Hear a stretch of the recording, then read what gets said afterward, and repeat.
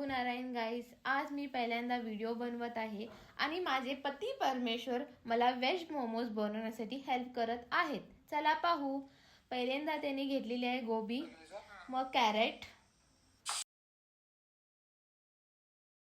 आणि परत शिमला मिर्च आणि शेवट आहे पनीर. गॅस पेटवलेला आहे आम्ही, त्याच्यावरती कढई ठेवलेली आहे. मग थोडं तेल वतलेलं आहे आणि त्याच्यामध्ये चॉप केलेलं पनीर शॅलो फ्राय करायचे सोडलेलं आहे. छान असे शॅलो फ्राय होईपर्यंत आम्ही थांबायचं. याच्यानंतरला मग सगळे चॉप केलेले व्हेजिटेबल्स त्यात घालायचं आणि 5 मिनिट्स स्टीम करायला सोडायचं. तर इथं आता मी मैद्याचं पीठ घेत आहे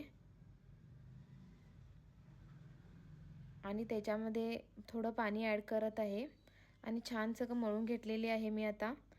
आणि चॉप केले व्हेजिटेबल्समध्ये चवीनुसार मीठ आणि चवीनुसार हळद घालून त्याला मी छान असं शॅलो फ्राय करत आहे. बघू शकता तुम्ही, छान असं त्याला पिवळा कलर आलेला आहे. मग इथं मी आलं लसूण पेस्ट आणि मिरची आणि थोडी कोथिंबीर खलबत्त्यात घातलेली आहे सगळी आणि छान असं कुटून घेत आहे. छान असं बारीक झालेलं आहे. आणि परत जे आम्ही व्हेजिटेबल्स केलेले आहे ना फ्राय, त्याच्यामध्ये मी ते घालत आहे आणि त्याच्यामध्ये गरम मसाला, जिरे पावडर आणि धनिया पावडर घालून ते आणि परत छान असं फ्राय करून घेतलेलं आहे. छान असा वास येत आहे त्याचा. आणि एक साईडला मी आता इडलीचं भांडं ठेवलेलं आहे, त्यात थोडं पाणी वतून घेत आहे आणि 5 मिनिट्स असं सोडलेलं आहे बॉईल व्हायसाठी.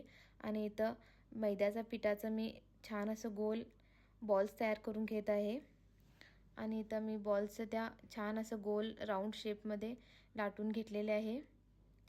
त्याच्यामध्ये मी जे भाजी केलेली आहे ती स्टफ करत आहे आणि मोमोजचा शेप द्यायला ट्राय करायला लागले.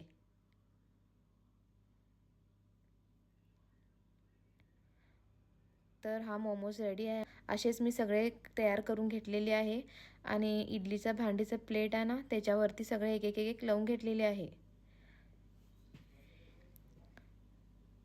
आणि एक 15 मिनिटसाठी आम्ही हे स्टीम करायचे आहेत मोमोज. आता 15 मिनिट झाल्यावरती ओपन करायचं आहे आणि हलकंसं एक आपला नाईफ घेऊन त्याला चेक करायचं की आतून शिजलंय काय.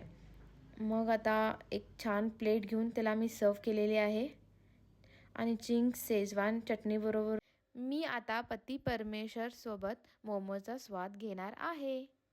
तुमच्यासाठी स्पेशल मोमोज केलेले आहे मी. आणि मी काय हेल्प केलं नाही तुला? तुम्ही खूप हेल्प केला की.